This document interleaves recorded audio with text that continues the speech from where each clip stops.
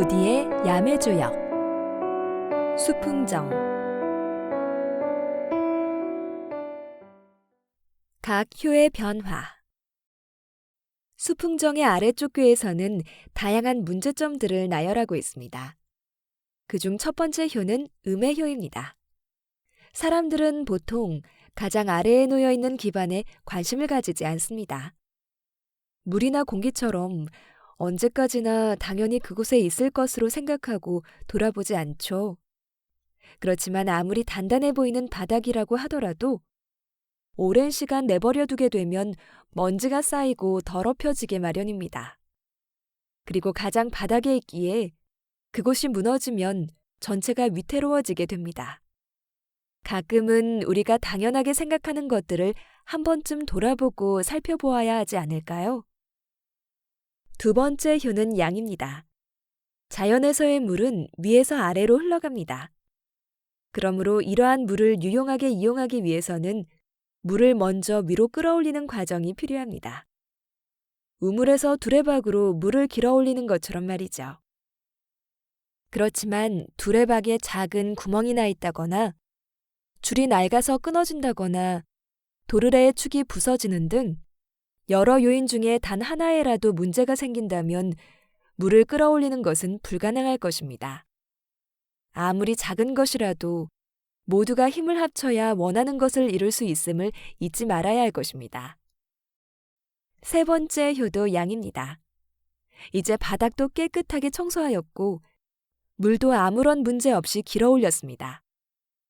그런데 우리에게 아무리 많은 가능성과 힘이 있다고 하더라도 그것을 실제로 이용할 곳이 없다면 아무런 소용이 없을 것입니다.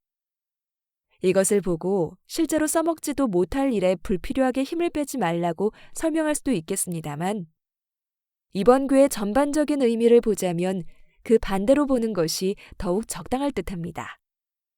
아무리 철저하게 갈고 닦아 준비해 놓아도 그 가치를 알아보고 활용할 눈이 없다면 빛을 보지 못한다는 거죠. 이제 다양한 문제점들을 발견했으니 위쪽 궤로 올라가 봅니다. 네 번째 효는 음입니다. 아래쪽 궤의 각각의 효에서는 우리가 너무 관심을 가지지 않았기에 전체 시스템의 바닥에서부터 각 구성 요소에 이르기까지 다양한 문제가 발생하는 모습을 그렸습니다. 그렇지만 문제가 있다는 것을 일단 발견하고 나면 이러한 문제를 고치는 것은 어렵지 않습니다.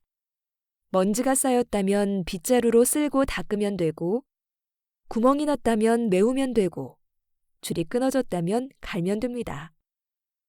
이렇게 꾸준히 지속해서 자기 자신을 되돌아보고 정진해 나가는 것이 필요합니다. 다섯 번째 효는 양입니다.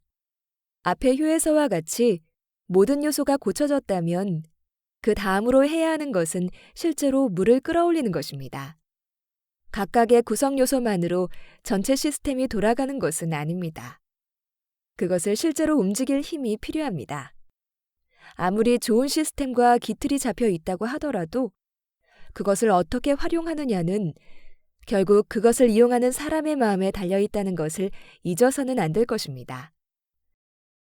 마지막 효는 다시 음의 효입니다. 열심히 노력해서 멋진 시스템을 갖추고 유지하고 있다면 그것을 혼자 독차지하는 것보다는 다른 사람들과 함께 나누어야 합니다. 물과 바람은 끊임없이 움직이는 힘입니다. 한 곳에 멈추어서는 썩어버리고 사라지게 마련입니다. 물이 더 세차게 흘러내리게 하기 위해서는 더 높이 끌어올려야 합니다. 내가 가진 것을 남들과 함께 나누고 서로에게 믿음과 정성을 다할수록 그만큼 더 풍요로운 생활을 얻을 수 있을 것입니다.